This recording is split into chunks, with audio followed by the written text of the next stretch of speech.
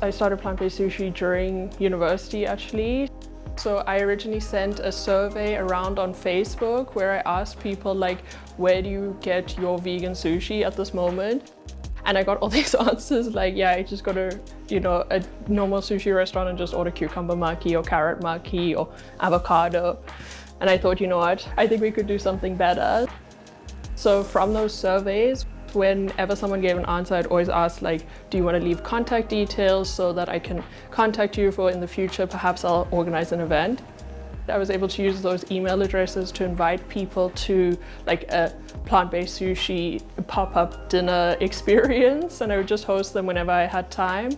Yeah, and then from that, it just kind of, every time I'd host an event, it would be completely sold out. It was always just like reconfirmation that, yeah, like there's definitely a need for, or want for plant-based sushi in Amsterdam.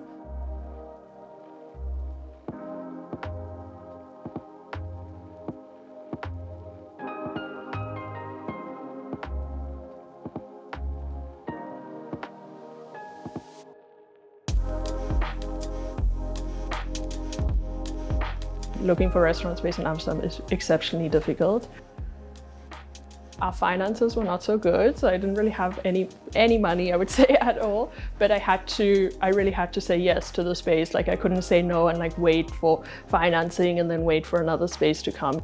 So a lot of the decisions were then made on what I could get for free or for a very low amount. So in the Netherlands, on a specific nights in certain neighborhoods, a lot of like neighbors will throw out like their old tables, old paints, old frames, all kinds of things. So a lot of things came from there. I would go around on like a Wednesday night and I had this like beat up van and we'd just go and like fill it with whatever we could find. So yeah, I mean, now it was a really stressful time, but it was a lot of fun.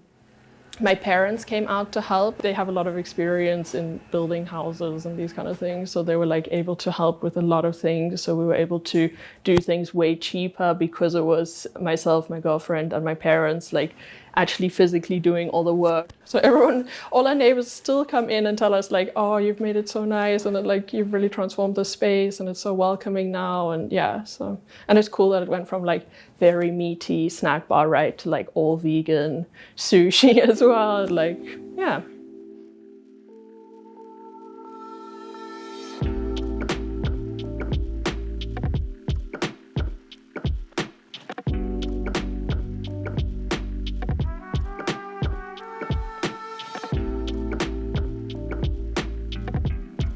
We're an extremely diverse team. We have members from like all over the world. I mean, I'm South African myself, the head chef's Japanese.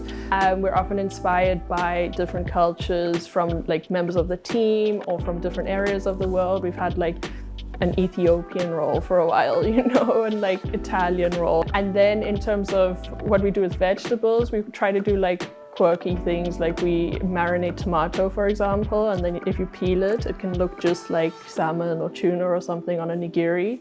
We definitely focus on like how can you make something look like something else using only vegetables though, and not like highly processed, highly, manufactured substitutes. So, and I mean, in terms of the basics, we're really extremely traditional in terms of like how we cook our sushi rice. We have like a whole proper process. This is very much thanks to the head chef, Ryota. He's, being Japanese, he's really familiar with these techniques, and that's like a big part of his culture that he's introduced to plant-based sushi.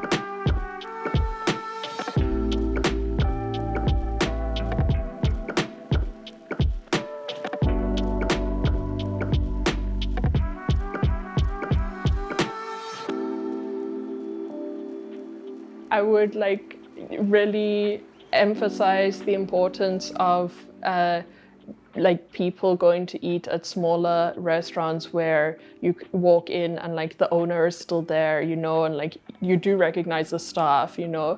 And I think that's like definitely something that's important if we what we learned in the last 2 years as well, you know, that it's people who are putting their like heart and soul into a restaurant or into any business really. Like if you can go out of your way to support them, they appreciate it, you know. So that's what I would say.